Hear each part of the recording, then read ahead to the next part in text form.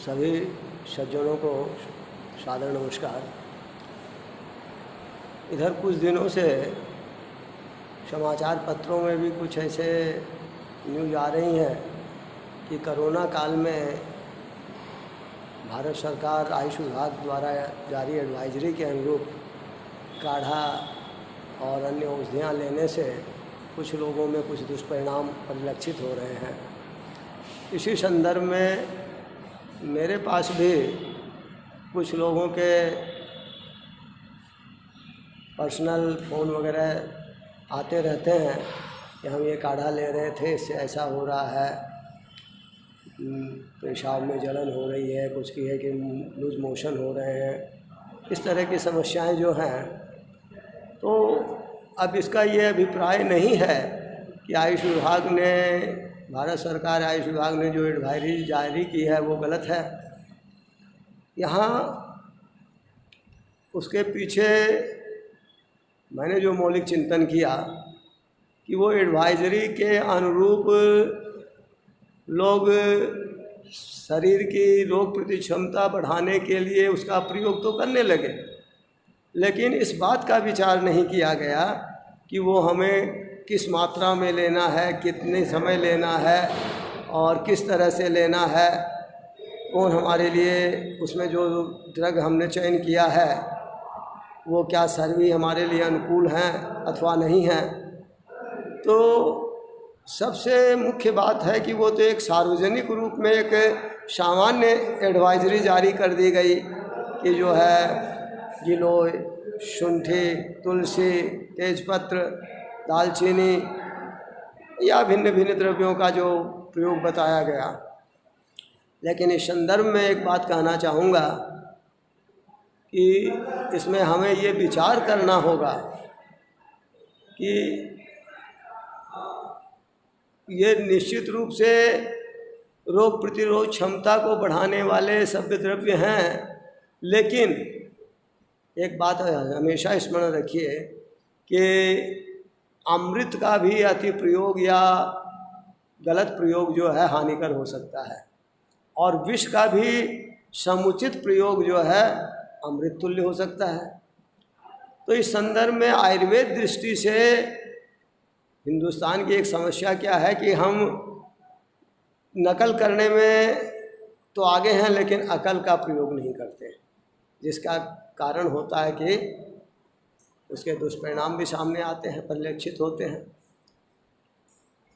अब इसमें मेरा ये कहना है कि आयुर्वेद एक जीवन विज्ञान है, जीवन दर्शन है।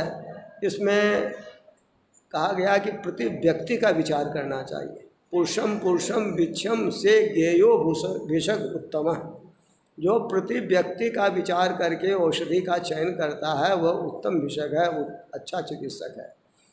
लेकिन यहाँ तो एक सामान्य एडवाइजरी के तहत लोग प्रयोग करने लगे, न मात्रा का ध्यान दिया, न द्रव्यों का ध्यान दिया क्या, न उसकी प्रकृति का, न उसके देश का, न काल का, न वय का, और लेने लगे, अंधाधुंध लेने लगे। लोगों की एक भी मानसिकता है कि अब इसको ज़्यादा लेंगे तो जल्दी हम जो है हमारी रोग प्रतिरोध क्षमता बढ़ जाएगी। ऐसा नहीं होता है। एक सामान्य कहावत भी है कि प्यास लगे तब हम कुआं खोदें, तब कहाँ से प्यास बजेगी, कुआं खोदते खोदते ही दम निकल जाएगा। तो ये रोग प्रतिरोध क्षमता के बढ़ाने के लिए, कोरोना से बचने के लिए रोग प्रतिरोध क्षमता का बढ़ना आवश्यक है, ये तो बात सही है। लेकिन अब हम कोरोना मार्च से जैसे लॉकडाउन वगैरह हुआ, उसके बाद से लोग इसके प्रति सचेष्ट हुए, तो इससे हमारी रोग प्रतिरोध क्षमता बढ़ जाएगी तत्काल। हमारे माने ज़्यादा मात्रा में ज़्यादा बार लेने से ऐसा नहीं है, उसके दुष्परिणाम भी होते हैं। इसलिए इस संदर्भ में मैं आप सभी से निवेदन करूंगा कि 5 बिंदु पर मैं चर्चा कर रहा हूं, जिनका विचार करके ही आप इनका सेवन करें। पहला बिंदु है प्रकृति। प्रकृति हर व्यक्ति की, हर प्राणी की अपनी अपनी शारीरिक प्रकृति होती है, जिसे हम वात पित्त कफ के आधार पर निर्धारित करते हैं। उसकी मानसिक प्रकृति होती है जिसे सत्व रज और तम मानसिक गुणों के आधार पर निर्धारित करते हैं, और उस प्रकृति के अनुरूप ही उसके लिए द्रव्यों का चयन होना चाहिए। अब सामान्य जन का इस बात को कैसे समझें कि हमारी कौन सी प्रकृति है, तो उनको इस तरह से समझना होगा व्यवहारिक रूप में कि किस द्रव्य के लेने से हमें क्या परेशानी होती है या क्या लाभ होता है। जिस द्रव्य से थोड़ी भी परेशानी होती हो उसको तत्काल बंद कर देना चाहिए, या फिर किसी अच्छे योग्य चिकित्सक से अपने प्रकृति का निर्धारण करवा कर ही औषधियों का चयन करें, या उसके काढ़ा में जो द्रव्य ले रहे हैं उनका चयन करें तो उपयुक्त होगा। तो सबसे प्रथम बिंदु है कि प्रकृति का विचार अवश्य करें। अब जैसे माने वात प्रकृति का व्यक्ति है और वो उसमें कटु पित्त कषाय द्रव्यों का ज़्यादा सेवन करेगा, मरीच और शुंठी वगैरह का, तो उससे परेशानी बढ़ेगी। कब प्रकृति का होगा तो उसके लिए लाभकर हो जाएंगे।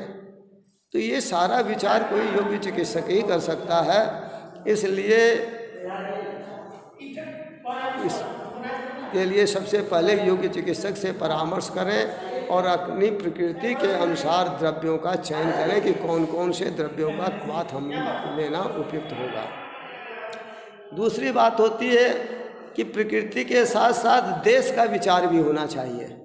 देश का विचार का मतलब है कि हम किस रीजन में हैं, जैसे बंगाल, बिहार, उड़ीसा, ये जो है आयुर्वेद दृष्टिया इनको कहते हैं आनूप देश, यहाँ पर वर्षा वगैरह ज़्यादा होती है।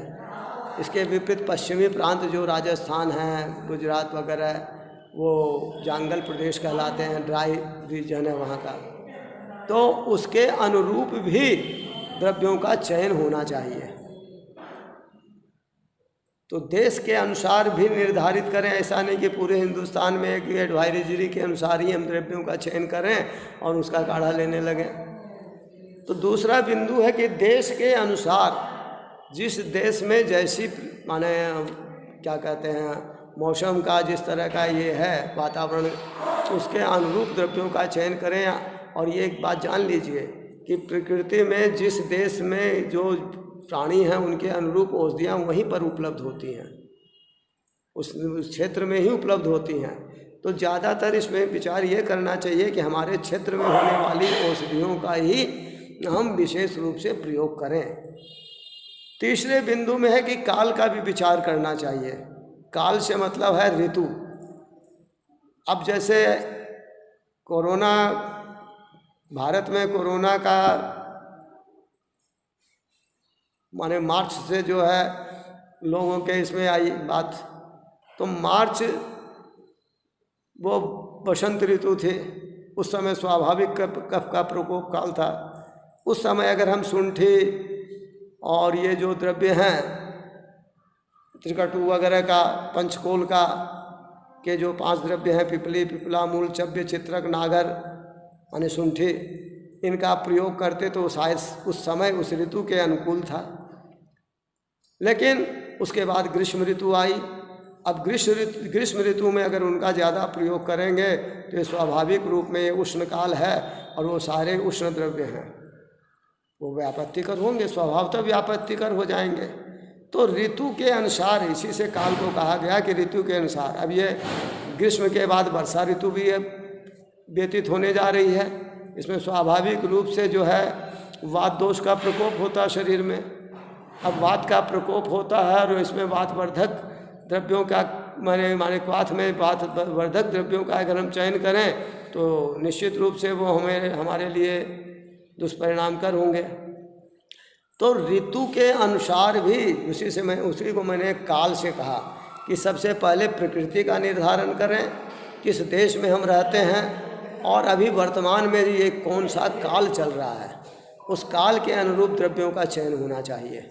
या अभी इस काल में, इस ऋतु में किस दोष का प्रकोप हो रहा है, उसके अनुसार कौन से द्रव्य हमारे उपयुक्त होंगे और कौन हमारे लिए हानिकर होंगे, इस बात का विचार ये योग्य चिकित्सक ही कर सकता है।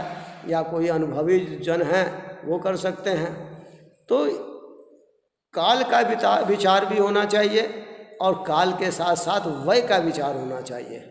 अब एक सामान्य मात्रा में बन रहा है काढ़ा, उसको बच्चे को भी पिला रहे हैं, युवा भी पी रहे हैं, बूढ़े भी पी रहे हैं। तो ये मात्रा बहुत महत्वपूर्ण है कि हम कितनी मात्रा में, बच्चों को किस मात्रा में दें, युवा लोगों को किस मात्रा में दें और वृद्ध लोगों को किस मात्रा में दें। तो ये वय पर निर्भर करेगा कि हमारी वय क्या है। तो वय का विचार भी होना चाहिए। तो प्रकृति का विचार, देश का विचार, काल माने ऋतु का विचार और वय माने उस व्यक्ति विशेष की जिसे हम ये देने जा रहे हैं औषधि जन का काढ़ा वगैरह जो भी, उसकी उम्र का विचार करके, और पांचवा बिंदु है तब हम उसमें द्रव्यों का, इन आधार पर द्रव्यों का चयन करें और द्रव्यों के चयन के उपरांत फिर ये विषय रह जाता है कि हम किस मात्रा में इसको लें।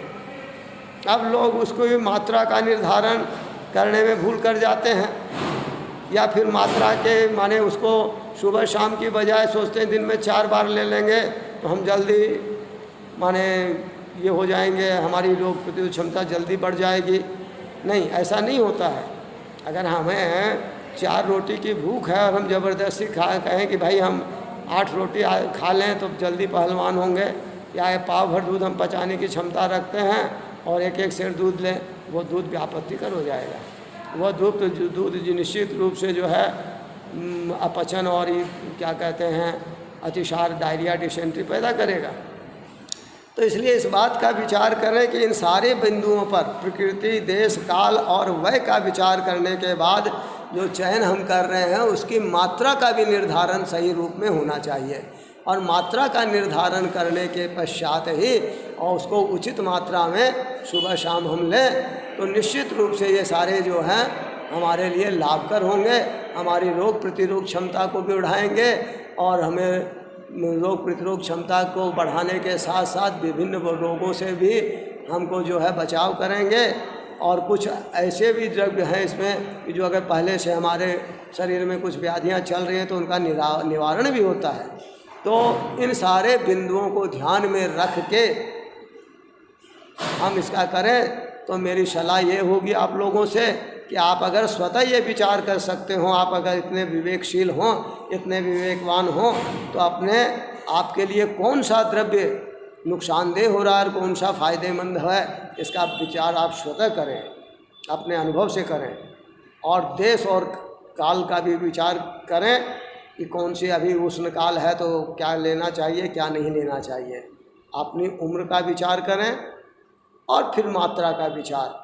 अगर ये आपसे संभव नहीं हो तो मेरा आग्रह होगा कि किसी योग्य चिकित्सक से परामर्श करके आप अपने लिए कुछ द्रव्यों का चयन और उसकी मात्रा का निर्धारण करवाकर मात्रावत ही इसका सेवन करें, तभी आपको इसका समुचित लाभ मिल पाएगा। धन्यवाद। जय आयुर्वेद।